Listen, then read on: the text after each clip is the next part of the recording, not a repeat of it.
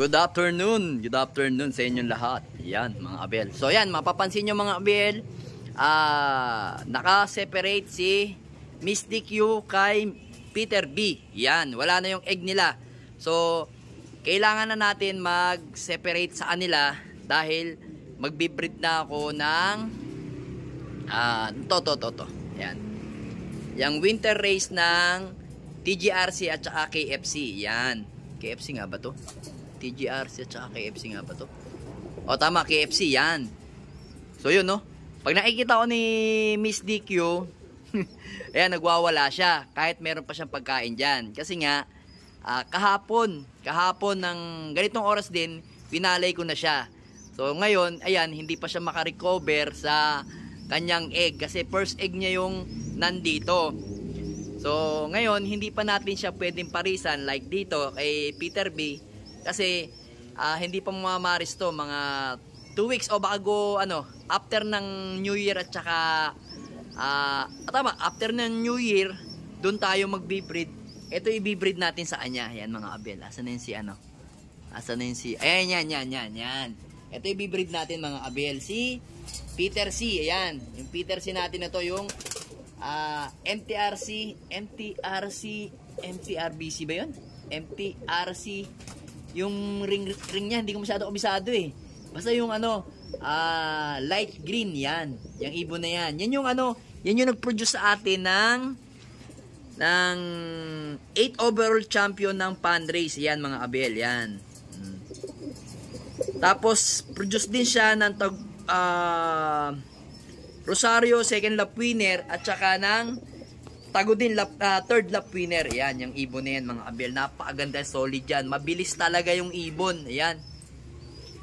Kasi yan, Peter C yan mga abel. Peter C.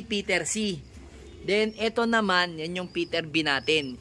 So, yun nga, ang plano natin, kasi kita nyo mga abel, pearl eye yan, mga mata niyan. Then, ito, yan, chestnut eye. Medyo naninilaw-nilaw ng konti, pero mas dark siya eh. Parang, alam ko tawag doon, chestnut eyes eh. Ayan o. Yan yung ibon natin. Kondisyon na yan. Kaya ganyan yan. Inilapit ko na kahapon. Ay, kanina umaga yan dito. Nilagyan natin to ng, ayan, yung bakal na to, na separation nilang ganyan. Nilagyan ko. Gustong-gusto ng mamaris ng ibon natin na, asan yun? Ayun yun nasa taas na yan. Kaso nga lang, hindi pa talaga mamamaris. Bubugbugin pa siya nito. Ayan. Ngayon, ito naman, kumbaga, ayan, silip na silip doon sa asawa niya. Ngayon, kalalagay ko lang uli siya dyan kasi maghapon siya dito sa loob ng loop dito sa mga hen section natin. Kaya nagwawala siya. So ngayon, kita nyo, gusto niyang tumuka. Pag nakikita niya lang ako, nagwawala kasi akala niya kukuhanin ko siya. Kasi nga, tinitraining natin yung ibon na yan, dito napasok, kung napansin ninyo mga abel. Pag galing ka arera, babagsak. Akala nung iba, sa loob ko papapasok, pero dito siya. Kasi tinuruan niya natin siya. Kasi madali naman magturo sa mga ibon. Sa ganitong cage, madali na magturo. Lalo't pinarisan mo siya dito na galing sa flyer, mga abel. Napakadali lang naman magturo. Then yung itlog niyan, eto mga abel. Ito nga pala si Banlun, Banlun 73, yan. Anak niya yung nilalaban natin ng South. Yan. Then, eto mga abel. Lagyan natin lights, camera, action. Yun o. Gandang ibon o. Ayan nga pala mga abel si Dugyot. Yan. Yan yung anak ng Dugyot natin na original doon.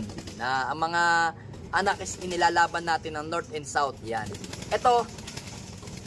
May nilalaban din tayong anak nito. Yung ang pares nito dati, kung natatandaan nyo, si Email, yung 8 overall champion natin ng Pan Race. So, siya nga yung naunang umuwi sa atin nung Los Baños, Laguna, nabulol pa. Yan. Unang-unang umuwi sa atin yun. Hindi. Karanglan. Karanglan, Nueva Ecija pala yung nakalaban yung anak nito sa North. So, yan mga abel. So, ang ginawa ko mga abel, makikita nyo, ayan. Aray ko, napaka-violente mo naman. Kasakit ka boy Ay, girl pala. Ayan, yan. Tatlo yung egg ng ibon natin, mga abel. Kasi yung isa dyan is anak ni Peter B. at ni Dugyot.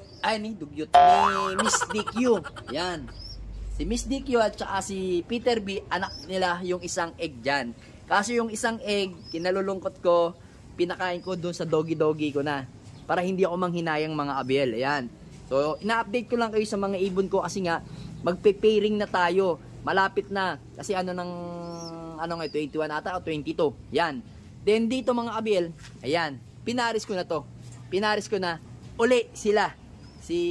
Ano kasi yan mga abel, ang tawag dito, interrelated silang dalawa. So, same silang galing kay Egan William. Yan, no? Arden Vandenbroek parehas yan. Alam ko, yung ibon niya is may pasok na Vicente mo mga abel. Yun. Yan yung ibon. Yan yung cat. Yan, ito yung hen. Napakaganda mga abel. Mga solid na ibon. So, itong barako is hindi siya nakatistis. Hindi naman kasi mailap to eh. Ito napakailap. So ngayon, tingnan natin, after mga 2 weeks, pag hindi pa rin nangitlog to, i-break ko na to. Kasi, alam ko, sabi ni Egan William, hindi pa nag-e-egg sa kanya tong hen na yan. Pang MacArthur yan, mga abel, mapapansin nyo yung singsing niya. Kulay blue.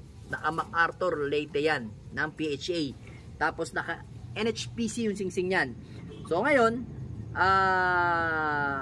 ito, pangalawang salang na natin sa kanya kasi sa unang salang kasi namaris ka agad to, kaso naninibago siya dito sa loop natin. Kumbaga nag-a-adjust pa siya. Ito naman may anak na sa atin.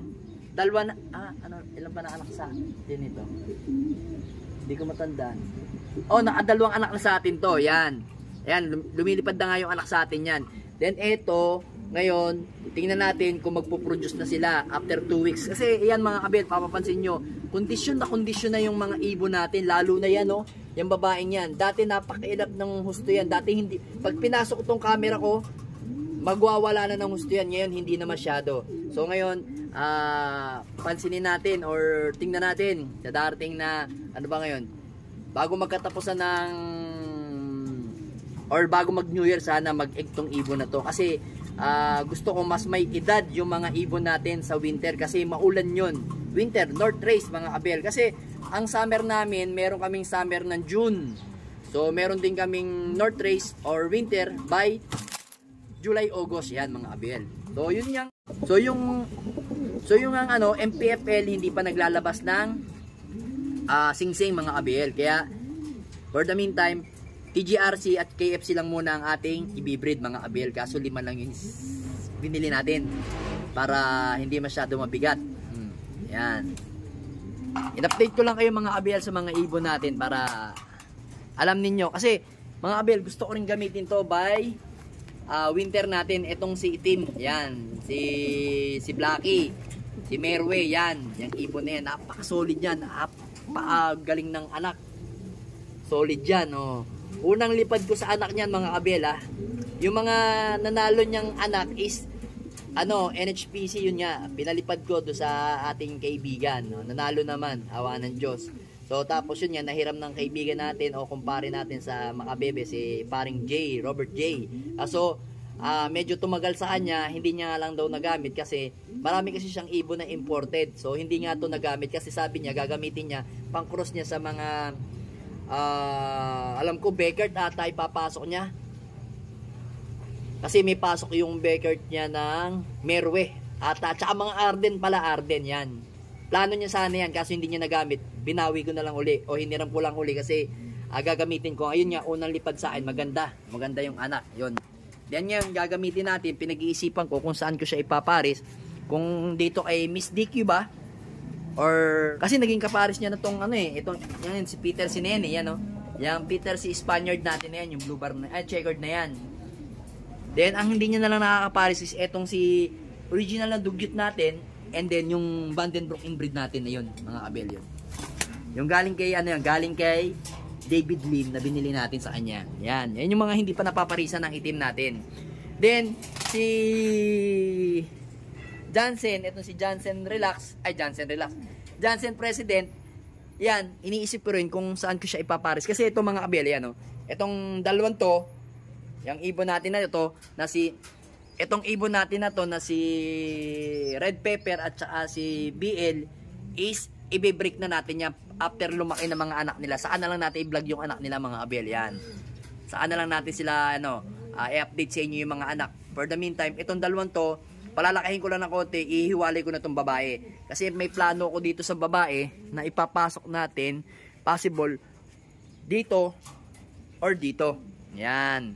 Kaya abang-abang mga kabel, tingnan natin kung anong magiging desisyon natin. At i-update ko naman kayo kung anong mangyayari sa mga ibon natin. Yun.